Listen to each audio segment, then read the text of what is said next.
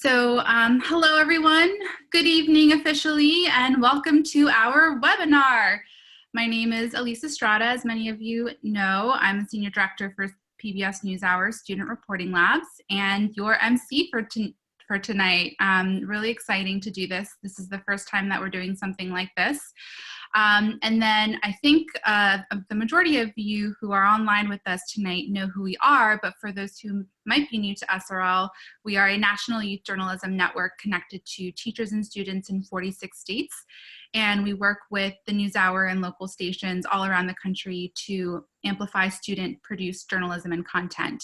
And we are headquartered in just outside of Washington, D.C. in Arlington, Virginia, and we've been working with teachers virtually, including many of you, for 10 years. So again, a huge thank you for joining us and for providing us with some much needed socializing. It's really just the beginning of our, social distancing, but it already feels like it's been a really long time, and we can only imagine what you're going through and hope that tonight's discussion and conversation gives you some not only useful resources and a sense of community as we grapple with the consequences of this social distancing in the height of the coronavirus pandemic. These are really unprecedented times, and I can't think of a better way to come together through the power of learning and storytelling. So really thank you so much for being here tonight. And in the next hour, we are going to be talking about our new distance learning unit, making sense of coronavirus through storytelling and media making. And then we're also broadcasting this on Facebook Live. So we'll have a recording and then links to the Facebook afterwards. So let's take a look at our agenda. This is just a top-level view. After we do some formal introductions, we'll go over our new resources in its entirety, which includes 3 different paths that you can take with your students depending on time and resources. And we'll also hear from some of SRL's amazing team members and best practices for media making at home. You'll also be hearing from one of our SRL teachers and mentors in Iowa who has been working on home learning plan with her district. And then finally, we're going to wrap up by opening it up for Q&A. So we'll share some easy steps that you can take to incorporate these resources into your own workflow as you're adjusting at home. And then please chat your questions as they come in. Our digital team will be collecting all of them so we can answer them at the end. And so before we jump into our discussion, I do want to introduce your presenters for this evening. In the top left corner, you'll see that's me. I've been here for 3 years now. It's going to be my 3-year anniversary in April next month, which is really exciting. And I've really just have loved so much working with all of you and our national network on so many amazing projects that not only elevate youth voice, but also just connect students of all ages to a lot of different career opportunities. And we also have with us Leah Clapman, founder of SRL and managing editor of education for the NewsHour. Hey everyone, thanks so much for being here on St. Patrick's Day. And just, for people who don't know me, I've been at the NewsHour for over 2 decades. I came from CNN and from the digital side of the NewsHour, the PBS NewsHour, way back when it was the NewsHour with Jim Lara, and I started Student Reporting Labs as a way of bringing more current events into the classroom and responding to what students told me, which is that they wanted a different kind of news that involves student voice and real student presence in the news. Awesome. And then we also have Marie Kusik, who has been a youth media producer with Student Reporting Labs since August. Hi, everybody.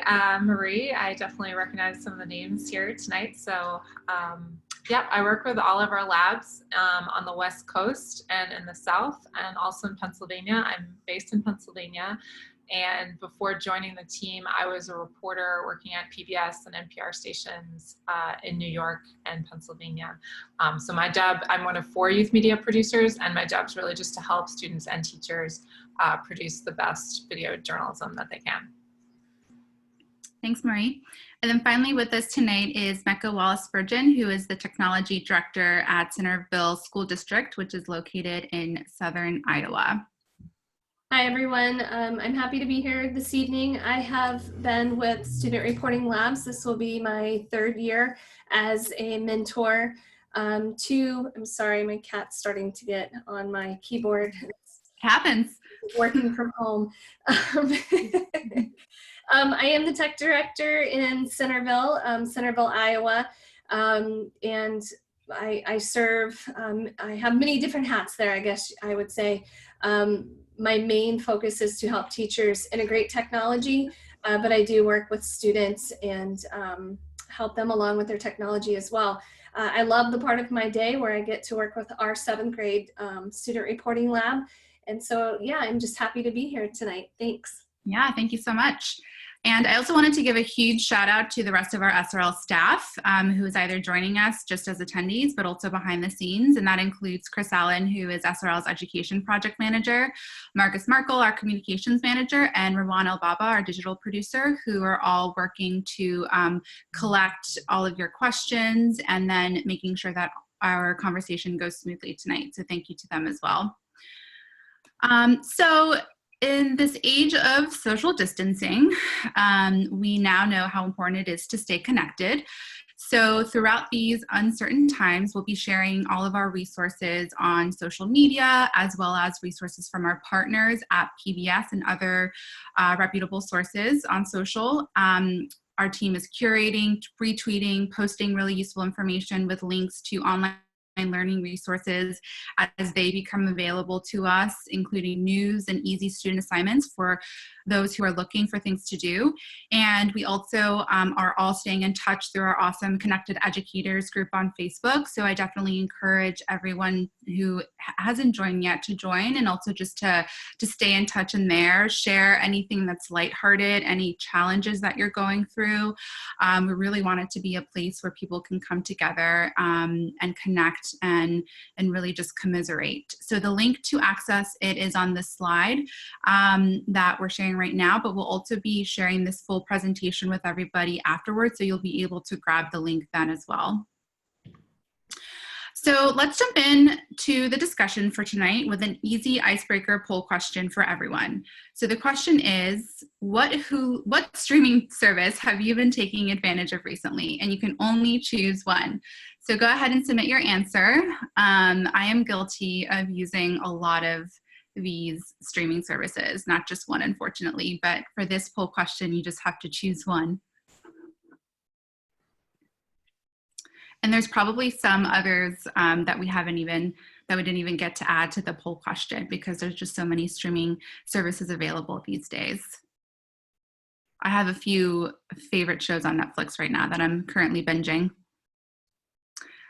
So in a few seconds, we'll be able to see what everybody's responses were. And if you're on YouTube and or Facebook actually, and the poll isn't popping up for you because this is through Zoom, feel free to just add your answers into the comment section.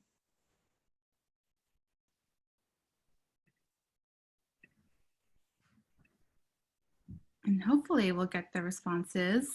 Did we get the responses? Did I miss it? They didn't pop up. Ah. We'll work on that. We'll work on it. We'll give it a couple more seconds. All right, so while we're waiting for those results, I wanted to just right off the bat share this important safety note.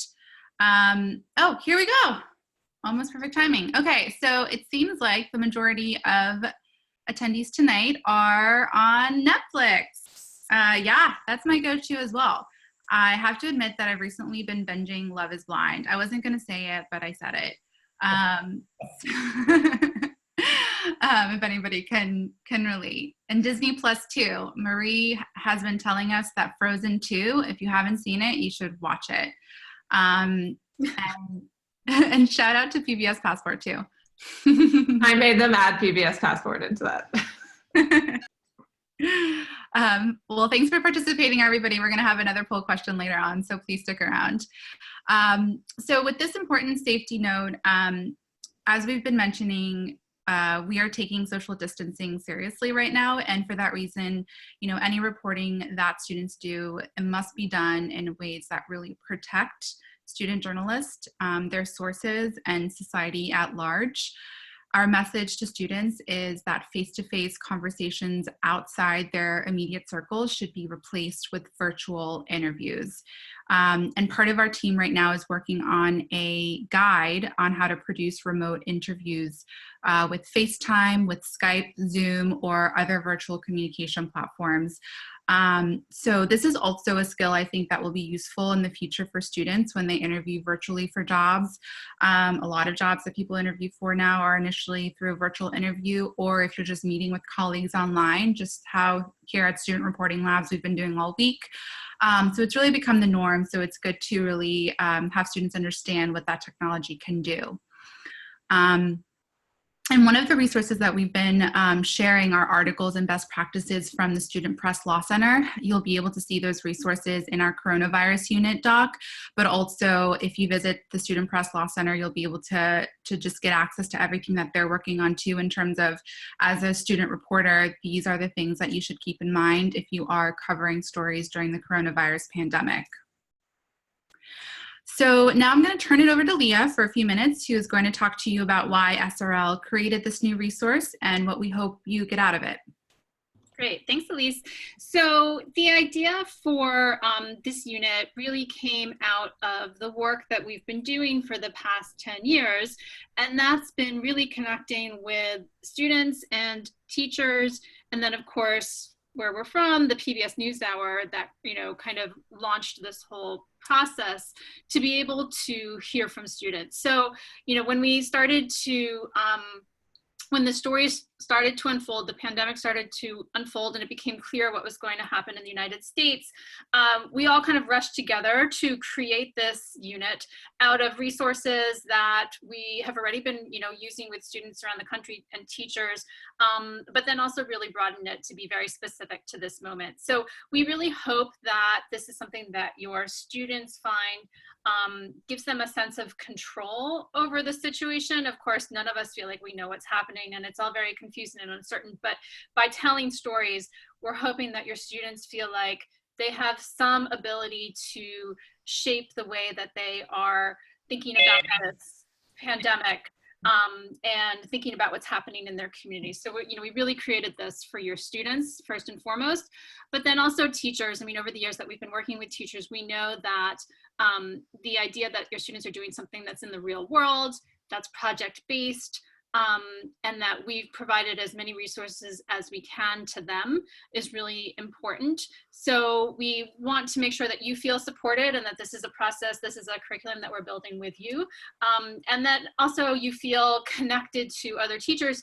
And this group is amazing. So many of you are from the Student Reporting Labs community and already know each other, but we want to open that up to other teachers who are feeling really isolated and uncertain about this time, and this kind of, outside the box kind of transdiscipline type project like Student Reporting Lab. So it's really about the teachers, the students, and then lastly for the PBS NewsHour,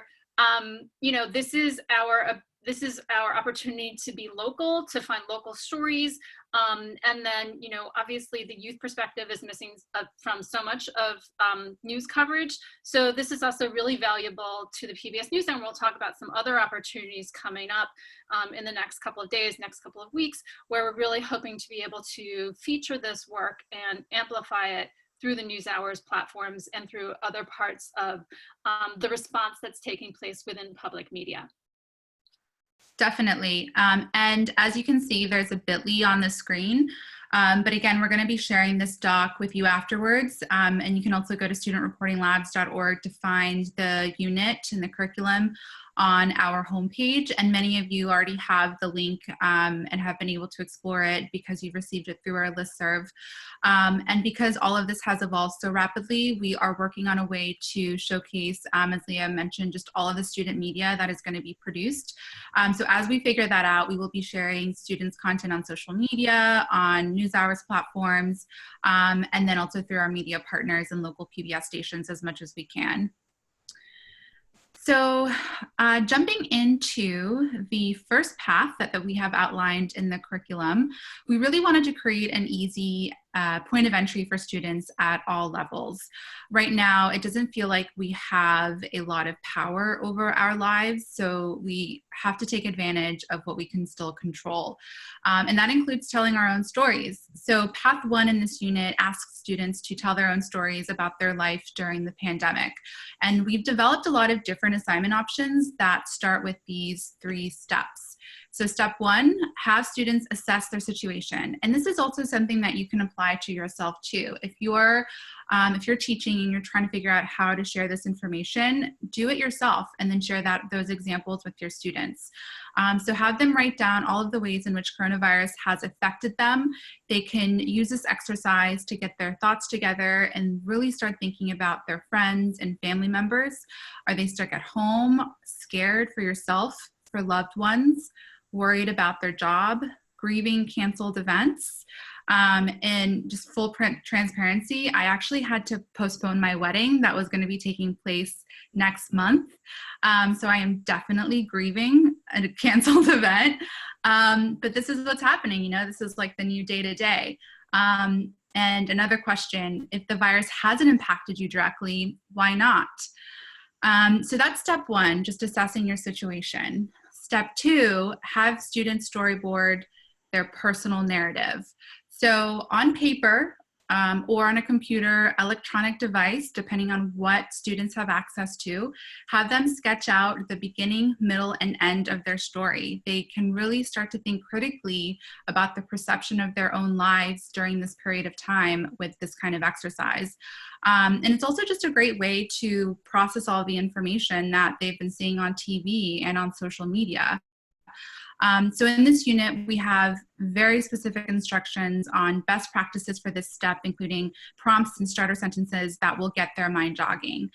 So after step 2, step 3 is really just to put it all together and produce a piece of media. So we've outlined in Path 1 3 different ways that students can tell their own stories, and that's through, if we can jump to the next slide, they can do this through a written piece with social video. So that's, video and media that can be best with mobile phones if they have access. And then by producing a digital personal essay of their life. And this is for students who have access to other types of cameras, whether that's DSLRs, if they were able to get them, and other video production methods.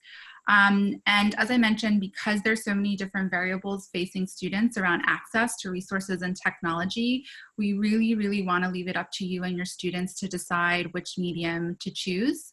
And also just based on what you have experience with. So we really wanted to leave it open-ended with a lot of choices. So if we go into the written part really quickly, what I want to share is that NewsHour's education producer, Victoria Pasquantonio, right now she's on the search for 50 to 100 word articles for NewsHour Extra Student Voice blog. So if you want to assign your students this, I think it's a great way for them to just quickly jot down their thoughts, submit it, send a photo of them as well to Vicky, and Extra is going to post them on their Student Voice blog. And for those who may not be familiar with NewsHour Extra, it's an awesome current events site with resources for middle and high school teachers and students. So there's a hyperlinked folder in the coronavirus unit, but you can also go to Extra's website to submit your story. And this is a great option for students who don't have access to video technology, or if the internet access is actually challenging just to begin with, students can write their articles and then save them for later, because it's still a piece of history and it's still almost like a diary entry that they're keeping about how they're living their life right now. And then for social videos, we created 2 different options, and I'll go through these fairly quickly. The first option is super easy and asks students to tell us about their life during the pandemic in 60 seconds or less. Some of you may have been seeing this circulated on our social media platforms. So they can consider questions like, how has your life changed? Are you practicing social distancing? How has your school day changed? This is a super easy way to engage on social media and with our network.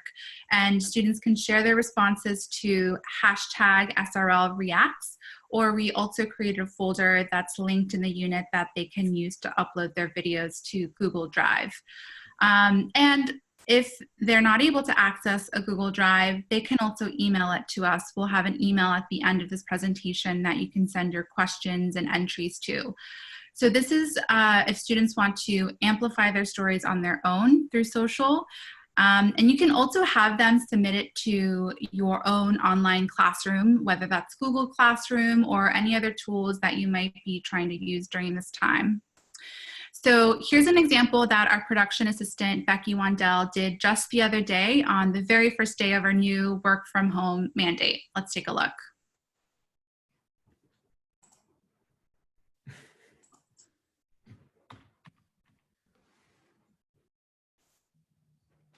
Hi everyone, my name is Becky and this is how COVID-19 is affecting my life. So right now it's about 2:30 on a Friday, so normally I would be at work in my office. But since my office is doing everything remotely for now, this is what work looks like for me. So I got my setup here on my coffee table in my living room. I got my computer, I got my hard drive somewhere. So I'm making it work. Most excitingly, I have the money tree, which is one of my coworkers' office plants. And it's my job to keep it alive for a little while. So I have at least one friend during the social distancing that we're all experiencing. It's certainly a little tough to not be outside with friends and going to places that people go to gather, but I hope if we take it seriously, it's not going to last too long. I'm most excited about going on a walk later today because as you can see, it's still very nice out. So I'm trying to look on the bright side of things and I'm excited to see how you guys are doing with this. And I think Becky's on this webinar, so thank you, Becky, for providing that example.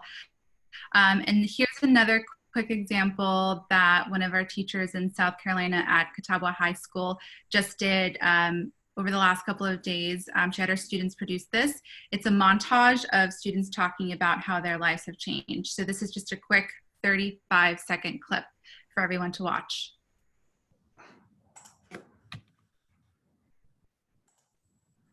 So today is the day that they officially announced that all schools are closed. So we are out of school for the next 2 weeks, and this could even go longer if necessary. I have a parent who lives in a different state, and I don't know if I'm going to be able to visit them at the time that I expect to. I don't know if I'll be able to go to my cousin's wedding. When they're at school, they have like authority. They have like sites that are blocked. They can't get on their phones because it's against the rules. But at home, they have access to their computer, to their phone, Netflix, Disney Plus, and they can get so distracted and they can get them completely off task from their work.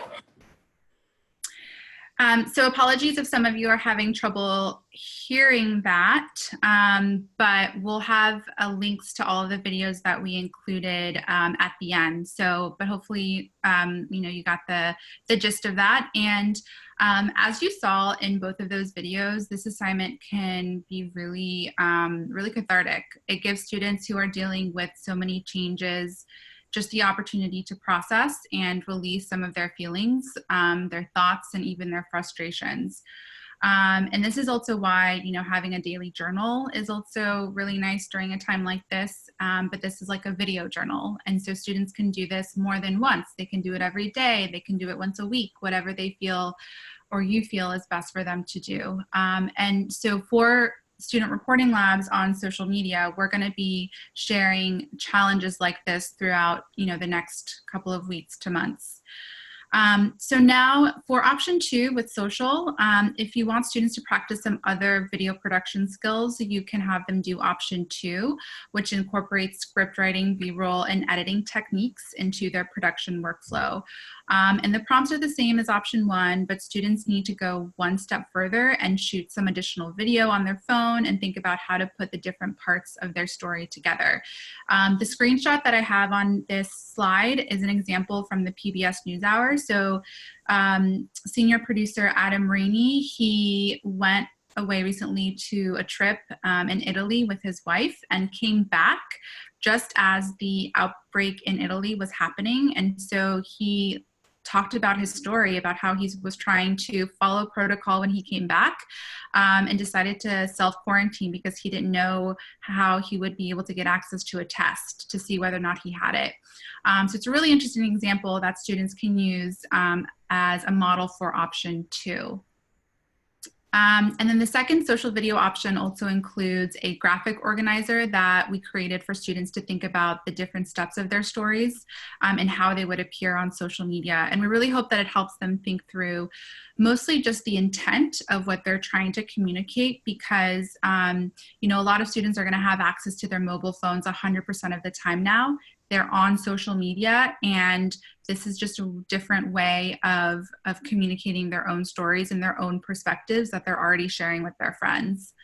And really quickly, the final medium for Path 1 is digital video. So again, students follow similar steps in terms of how to tell your own story, but they are able to use more sophisticated camera equipment if they have access to it. And we have created a step-by-step guide that they can follow through pre-production, production, and post-production, so that it's they can take a little bit longer with it if they want, and you can go through a feedback process with them with that example as well. So this is a quick example of a teacher in Italy. She sent this video to us. Some of you may have already seen it, but her son produced a video of their life during the lockdown. They are an American family, and even just the way that he made his choices about production, about you know, editorial choices around music. It's all really compelling. So we'll just take a few seconds to watch this.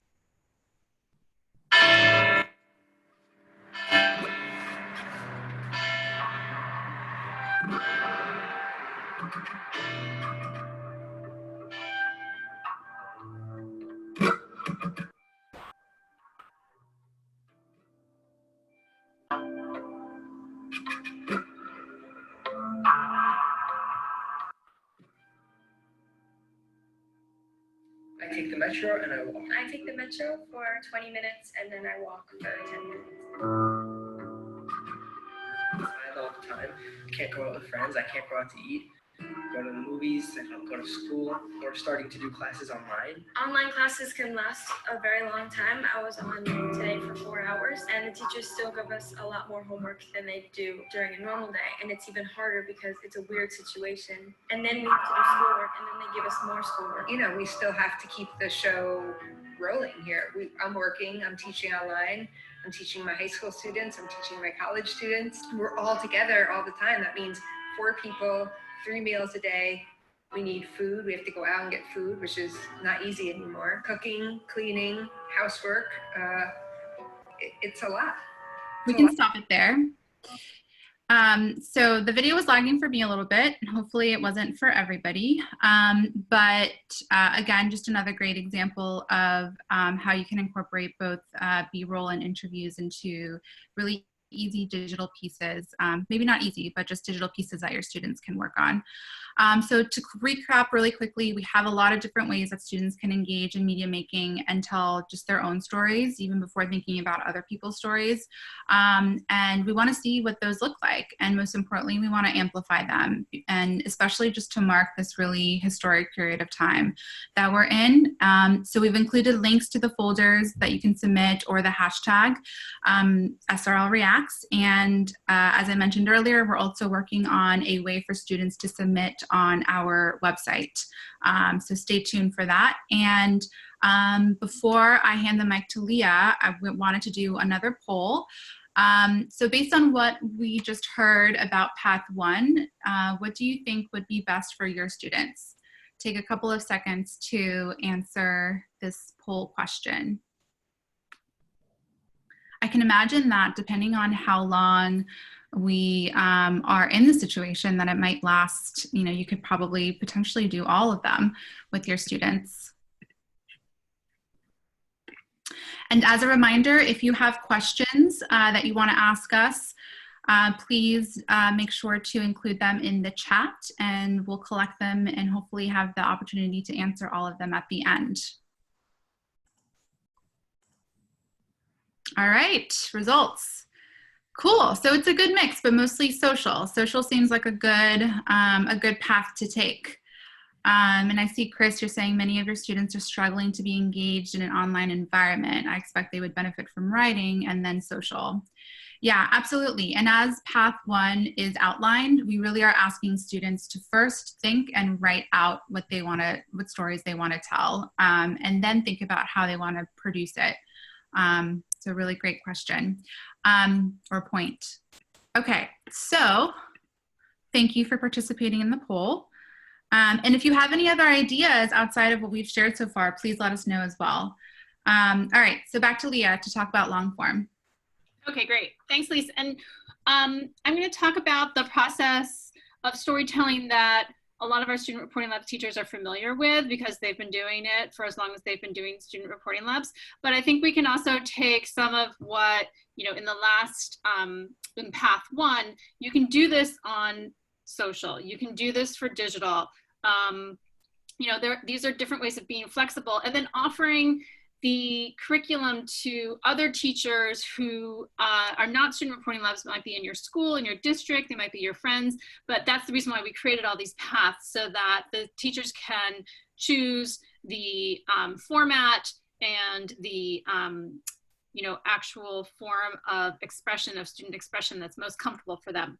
So Path 2, which is in the curriculum, is more of the long form. It's more of a big idea, a story that your students are curious about. If you're an ELA teacher, it's about the inquiry question that they're going to be asking, and then using journalism to explore. So some of the suggested themes that Elise talked about and that are also in the curriculum are food and shelter, the new educational reality with the coronavirus quarantine, what's happening in schools and communities, and then also, as this unfolds, the economic impact. So having students consider all these things when they're thinking about what kind of story they want to tell.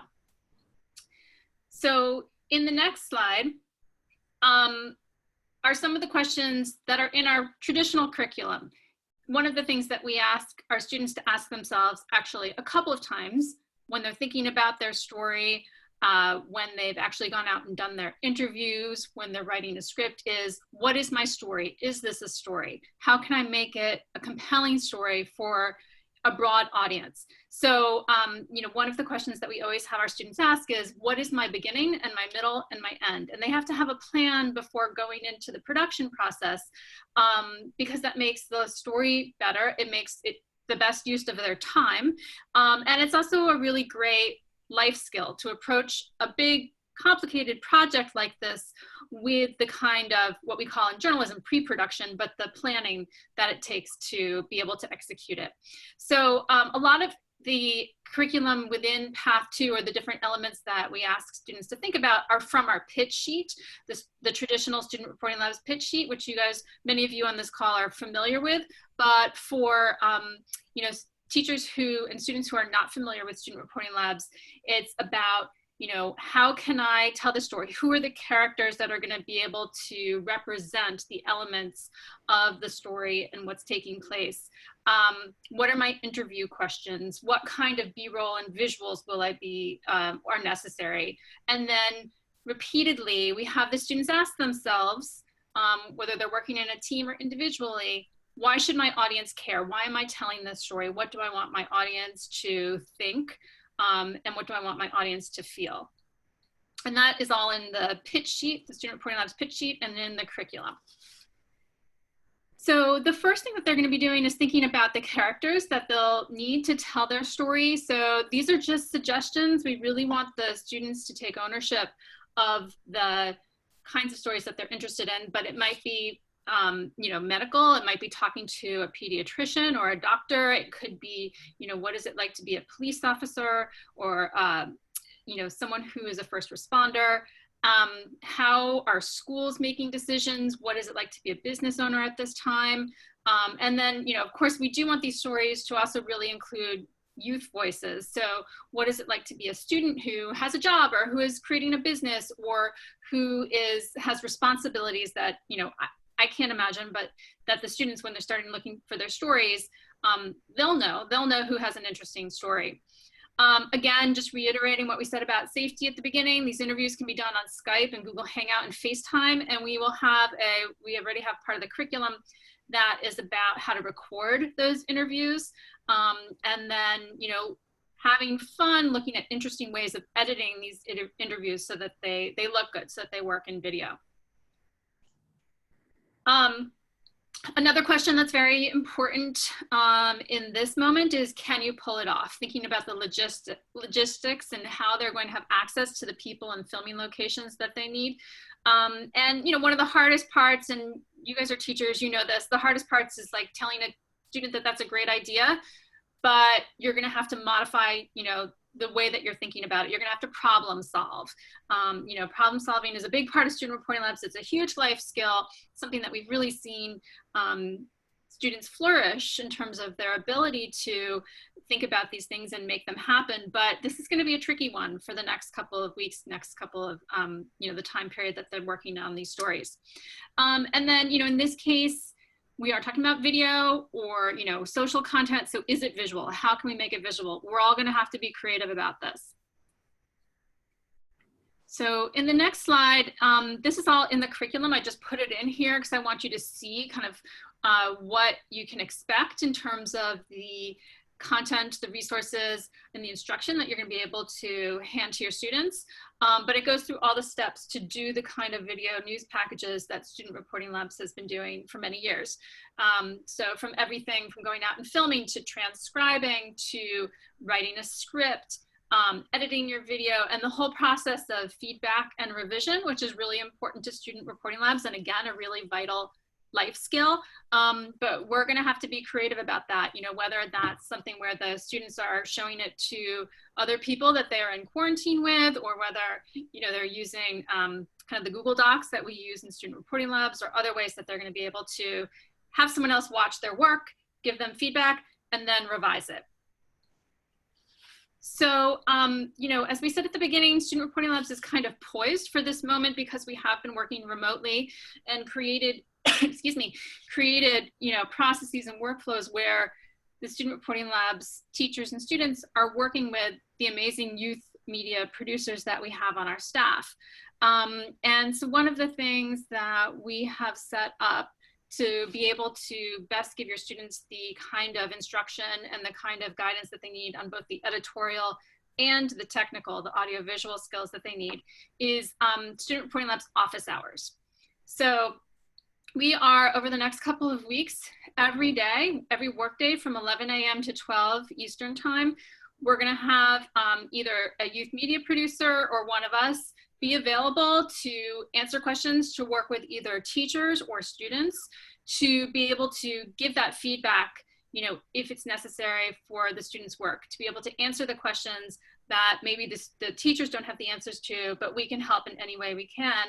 And as the teachers who are part of our network know, like, our youth media producers are amazing. And so the students come away with a really different sense of this schoolwork, that it's definitely not just a relationship between a student and a teacher. It's a relationship with a student and an organization like the PBS NewsHour. It's a relationship with public media, and it's a relationship with the idea of publishing work on a platform that you can reach a really broad audience and be able to kind of really use your voice in a way that adds texture and depth and a different perspective to the national conversation. So with that, I'm gonna pass it on to Marie, who does this every day, and to talk about some of the ways that that takes place. Yeah, thank you, Leah. Yeah, we're excited to be able to support you during this time. So I just want to reiterate that we're here to help you get through this, because we're all figuring this out. And I've been working remotely with teachers on the West Coast and other parts of the country. We, try to do in person as much as we can, but the way we're built, not right now, but the way we're built is remote. So we're excited to help you.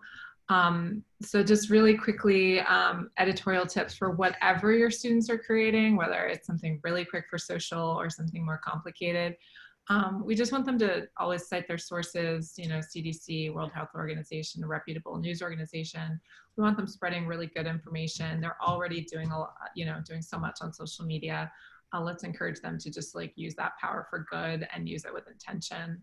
and focus on their daily life. As we've mentioned, there are stories everywhere. Even if you're stuck somewhere, this is a historic moment. They will be helping to write the first draft of history from what we know about the last pandemic, you know, the Spanish flu in 1918. We have newspaper accounts, we have people's letters to each other, but future generations are going to be learning about how we responded to this crisis, and hopefully we're going to really respond well as a society. But just daily life and what's going on right in your own community right now really is important. I'll just briefly mention the Washington Post had a story about one of the first first people in the Western media to break this story of this virus was a blogger in Central Florida who was just paying attention to what some Chinese government officials were saying, statements, and what regular people were posting on social media out of China. So it was just a woman who runs a website called Flu Tracker. She helped break this story. So just to reiterate that regular people sharing what's going on around them can help inform the whole world right now.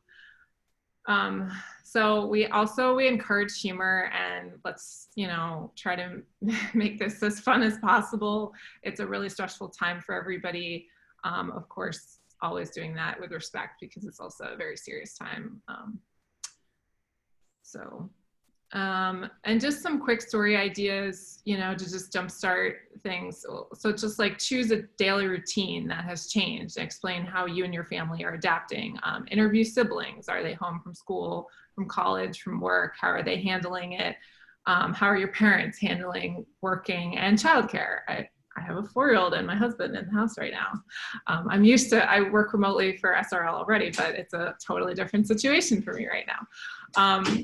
Again, how are you and those around you getting food? How are you or people in your community supporting vulnerable people? We have a whole list I linked to at the bottom there. We've all been brainstorming other ideas as well.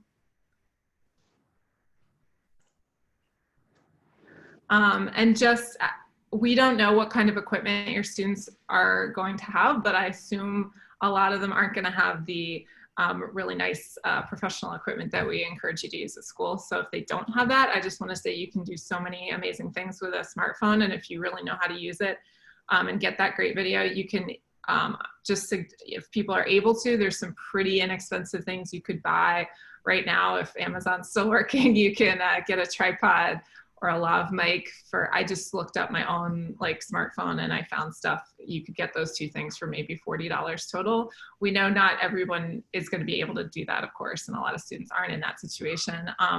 But even if they do just have their smartphone, keep the camera steady, put it on a piece of furniture, or put it on some books. If you're not able to use a microphone with it, just pull somebody into a quiet place to interview them. And just some real quick tips we often see that, things you can avoid, common mistakes. Look for that light source. Don't put somebody right in front of a window. You want that light coming in, illuminating your subject. You want to, if you are using a microphone, tuck the wire under their clothes. Think about the rule of thirds. I put up this interview shot here with the grid on it. I think most of you know about this already, but we often see a lot of student video with there's just tons of space around it. Don't do what I'm doing and put someone right in front of a blank wall, because it's really boring visually. So, if you're interviewing somebody in your home, in your living room, just let us see the back of the living room. Monitor your audio if you can. Can you wear headphones and listen to make sure that audio is good? If you can't do that because you have your smartphone, just at least test it out, bring the person into a quiet place and then play a little clip of them talking and start recording as a sample, and then check to make sure that's good before you begin the whole interview to make sure you're getting good sound. And again, just place the camera on something that'll really keep it steady, like a tripod or furniture. Thanks, Marie. And since we were on the topic of audiovisual tools, I saw some questions. I'm breaking my own rules. I saw some questions about what editing software to use.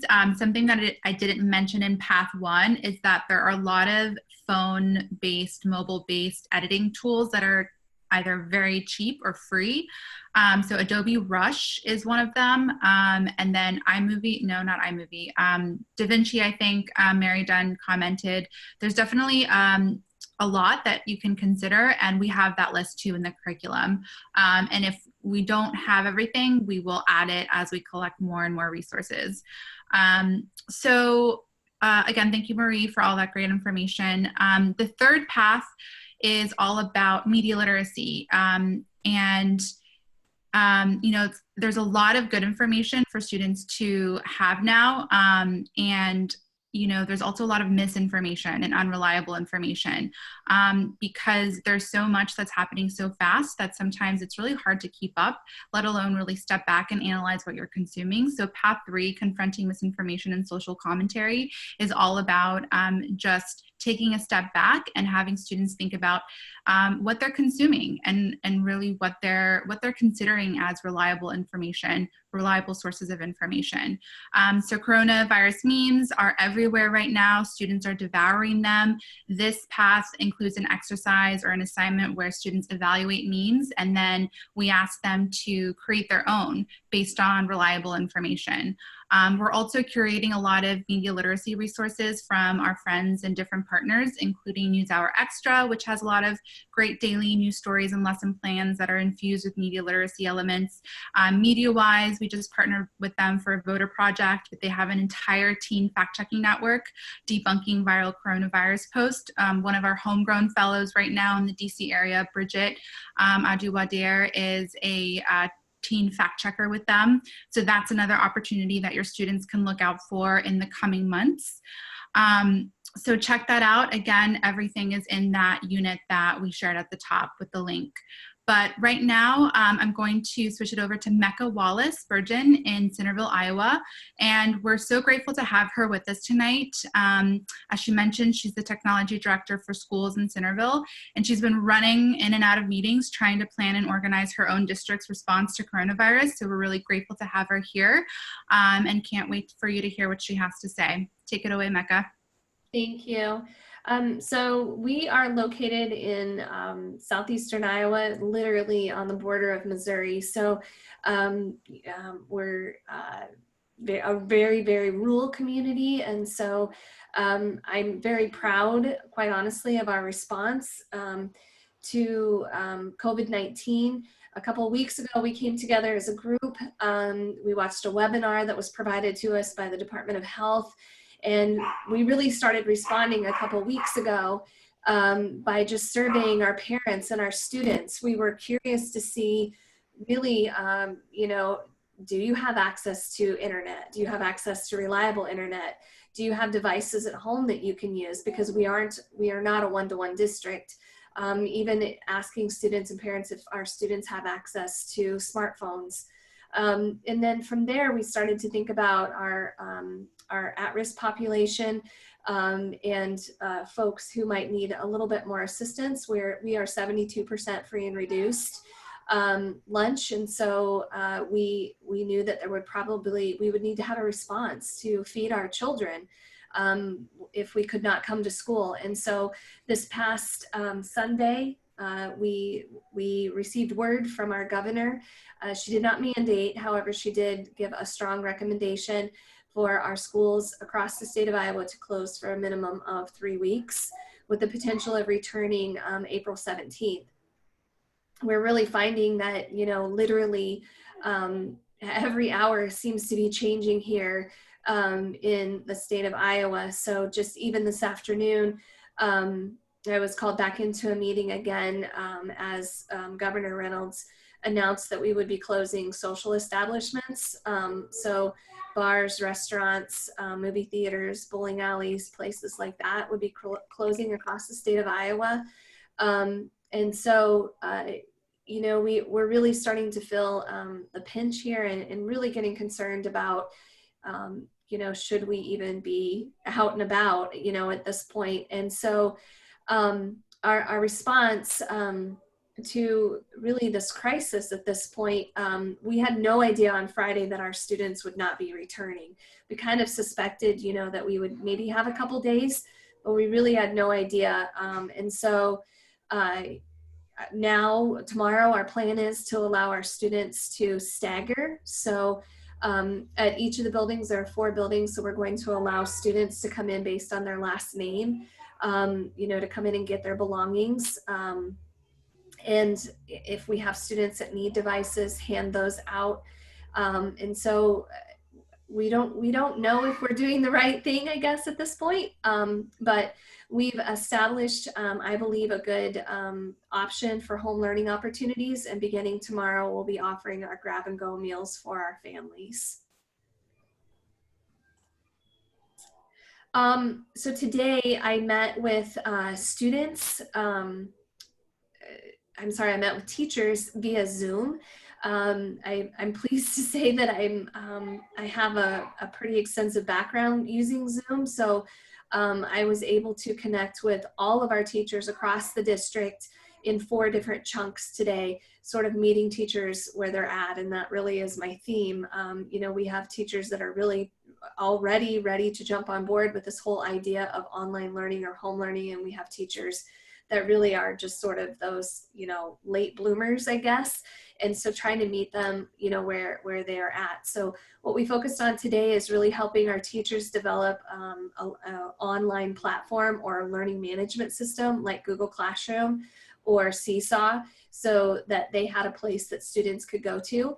The second thing that we focused on was really that ability for teachers to record themselves. You know, talking about meeting our students on a daily basis, if possible, or every other day, just by recording, you know, a message, really appealing to social emotional aspects. You know, I can't imagine what some of our kiddos are, you know, really thinking right now. You know, they're going home and maybe parents are working, or, you know, they're staying with their siblings or grandparents. So we're really encouraging video. And then the third piece that we tried to establish today for that home learning environment is the ability to meet with our students synchronously, just like what we are doing right now. So I trained all of the staff. I'm not saying well, but I trained all of the staff how to use a platform like Zoom today, or even Google Hangouts. We are a Google school. And we recognize the fact that not all of our students will be able to join, you know, Zoom or Google Hangout if that's what teachers decide to do. But you know, just offering that space for teachers and students to connect, and for other students to connect with other students.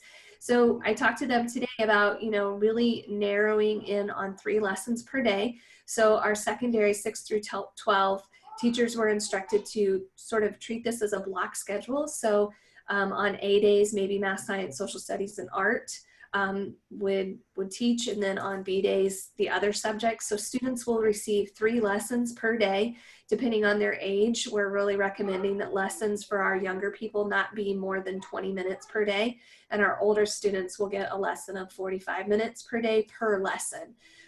You know, just really making sure that we're not overloading them, but staying connected. And so we talked even about, you know, teachers, kind of like what we're sharing today, you know, teachers, share your workspace, you know, establish those first day routines with your students, share your workspace, introduce your pets, add some humor, just really check and connect with your students is what we're asking them to do. And then I do have a group of SRL students that I work with, and then a teacher that I mentor. Our students are in 7th grade. So we are working to establish that online environment for them also. So we created a Google Classroom for our student reporting lab students. And we are offering Zoom office hours so that we can share our screen and touch base with our students, help them through editing, you know, help them with this, the coronavirus curriculum that we're talking about today, and just really giving them the opportunity to tell their story. And my hope is then that students will feel comfortable connecting, you know, via Zoom or Google Hangout, to really reach out to other folks in our small community and within their families, you know, to capture those stories. And, you know, we are encouraging them at this point to utilize their phone. Tomorrow, when students will be able to come back into the school very quickly, it is my hope to issue them one of our school iPads so that they will be able to, you know, capture some stories. And right now we've been, over the, you know, this school year, we've used different resources such as Flipgrid, Snapchat, and Instagram, you know, as sort of social media platforms. So, you know, I'm looking forward. I'm embracing sort of you know, how we're capturing this historical moment, I guess, you know, and if anything else, doing some daily journaling with the students. That's where we're headed. We're only 48 hours into this, so, you know, our story could change in the next couple of days as well. So those are our goals. Yeah, thank you so much, Mecca. And I think, you know, to your point that this is really a day-to-day situation. As more and more schools close, you know, a lot of us are just at the beginning of this period of time. So just taking it day by day and just figuring out what's going to really resonate and connect with the students once you're able to get back in touch with them. For sure. And Mecca, you had mentioned Zoom as your method of connecting through office hours. I know that a lot of teachers who are on this webinar have been asking about Zoom. So I don't know if you have any other information to share really quickly, just about how they can learn about the best practices for that as well. So I created sort of a one-stop shop, I guess, for my teachers, just using a Google site. And within that site, I was able to find very quickly and easily little tutorials. So like literally little chunks. And I would be happy to share that. So like maybe if you wanted to teach your students how to join a Zoom meeting, for example, there's a video that's like 2 to 3 minutes in length. Or maybe how to set up a meeting, another video 2 to 3 minutes in length. And I just went to YouTube and looked for those, for that really great playlist of tutorials. Awesome. Thank you so much. Okay, so we went over a lot of information. A lot of you have really excellent questions. Some of you may be asking, how do I get started? So first, you can visit the full resource packet and explore as much as you can. Share it with your students or select prompts that you think that will work for them. Follow us on social media. Tell others about these resources. I saw a common question in the chat, you know, is, can I share this with other teachers? The answer is yes. Share this resource with anybody looking for distance learning or home learning resources. You know, even if it's just a starter kit for them, we want to share this with as many people as possible. And then don't forget that we will be hosting office hours for technical support, and you'll get the link for that afterwards as well. You'll get the presentation that you're seeing tonight too afterwards, and we're also going to be sending a survey. We want to really understand what you need, and we're here to support you and to help you. We don't want to overwhelm you. So just let us know what you need and how we can help, and how we can help you connect with other teachers who are undergoing the same circumstances. And for another immediate opportunity, the PBS NewsHour this week will be hosting a special on coronavirus at 8 p.m. this Thursday, Eastern Time. And you can watch it online or stream it. They are looking for videos about how people are spending their time, specifically how students and teachers are moving to e-learning and home learning. So that includes your students and yourselves. If you're interested in submitting, please email us your videos at admin@studentreportinglabs.org. And you can also submit them through social media. So if you want to use the hashtag SRLReacts, you can use that as well. But that is for Thursday's show. So if you want to try and submit something, then please share that with us as soon as possible. All right, so now we are at the Q&A portion. So we're going to take your questions. We just have a few minutes left, but we are going to stay on for a few minutes after 8 p.m. Eastern. So if you want to stick around, we're going to try to answer as many questions as we can. And if we don't get to your question, we're going to try to follow up with you afterwards, and also provide a document with all of our answers that we can share with everybody who participated as well. And again, as a reminder, we always have our Connected Educators Facebook group. You have our emails. You know where to find us. So, so just reach out whenever you can. All right, so let's see. Let's take a question. I've gathered some of the questions, if that's helpful. Yeah, sure. Go for it. So a lot of the questions were already answered just within the conversation, but one question that I saw was, how can I get my administration to feel that this is safe for student protection? I assume using Zoom and Google Classroom, we can't put students on because of data privacy. So that is a question from Gwen. Yeah, and Mecca, that sounds like a really great question for you. It sounds like you might know some info that could be helpful here.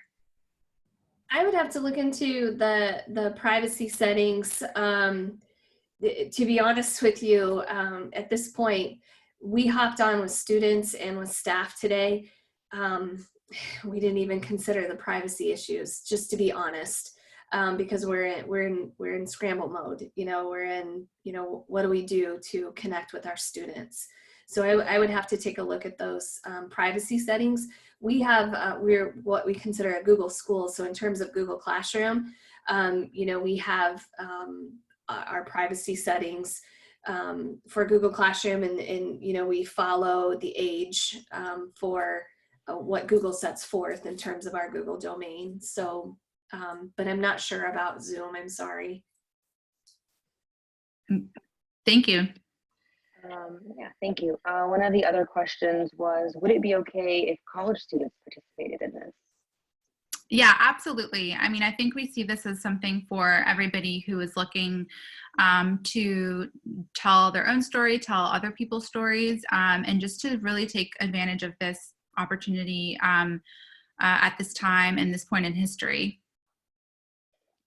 Another question that I saw from Ryan was, for the long form options, I see the interviews being doable, but I'm unsure on how to have the students get B-roll without actually going out. Any advice? Yeah, go ahead. We've been working on this, resource where we want to be able to hand something to the students so that they know exactly what kinds of options, what kind of strategies are available. But then we also want to be able to create a resource that the students, can send to the people that they are interviewing, because I think a lot of this will have to do with the subjects sending pictures, or with the right instructions being able to record their own B-roll. If the students feel that they are empowered as producers to be able to say, this is the kind of visuals, this is the kind of video I need, all of us know how to record video on our phone. So we're really trying to be creative about ways that the students can produce from afar, can be remote producers, and kind of instruct other people to gather the kind of material resources, video resources that they will need to be able to complete their story. And we're doing this on the NewsHour, actually, honestly, too, figuring out creative ways to get B-roll, and that involves the subjects becoming active participants in this process. Karin asked, well, first she commented that, we'll struggle with time limits and assessments. So how do we know when students turn stuff in, etc.? Well, just to start off the answer to that question, I know that, and I'm sure you have your own processes, but the way that we, do it through our youth media producers is just really trying to over communicate with students as much as you can until you're able to develop a system that works for you right now. And I don't think that anything's perfect, but I definitely think that over communicating and just kind of setting up some basic guidelines and expectations helps. But I know that that's tough because this is kind of coming out of nowhere for a lot of us. And so we also have to have, I think, a lot of flexibility and understanding. Yeah, and our hope is that we will be communicating with you as the teachers. So when the students are submitting things, content, material, you'll be in the loop, and we'll bring you in if we have any questions. We wouldn't publish anything. Well, especially we have, a history of making decisions about what to publish and what not to publish to protect privacy, to protect students in terms of, their online footprint for the rest of their lives. Like we, have a history of thinking about those kinds of things. So, I think part of our process is always to make sure that everyone's in the loop when we're getting ready to actually publish or broadcast content. Yeah, and one final note on that, just that we also don't have all the answers right now, and we're also leaning on you guys to help us figure that out. So as you do, and as you're hearing some of these questions and you may have a better answer than us, please let us know, because we want to make sure that the most people have that in front of them when they're making decisions. Another question, which it's kind of two questions in one from two different attendees. Paul asks, what are the plans for distribution of the student media? Is there a reserved place on NewsHour? And then Kaufman asked, is vertical video okay? A lot of them are filming on their phones and are more comfortable filming vertically. Oh yeah, vertical video, please go for it, especially under that path 1 where we're just focusing on social. Like, go for it. I think like you can break all of the rules. I think just as students are deciding to what they're like, deciding what story they're going to tell, I think that's when you can have a conversation about, okay, I'm deciding to shoot everything vertical versus, all right, I'm going to shoot everything horizontal. So just make those decisions, but I think either way will be fine. And for the distribution piece of it, right, we do want to curate. We're working on having a page on our website of student work. Also, Leah, I don't know if you want to talk about the possibility of some of the work going on NewsHour. I'm not sure. Yeah. So, I mean, we're definitely going to be curating the content as it comes in. For the NewsHour, we'll be working in the way that we have in the past in terms of digital releases and releases for students who, we need that from.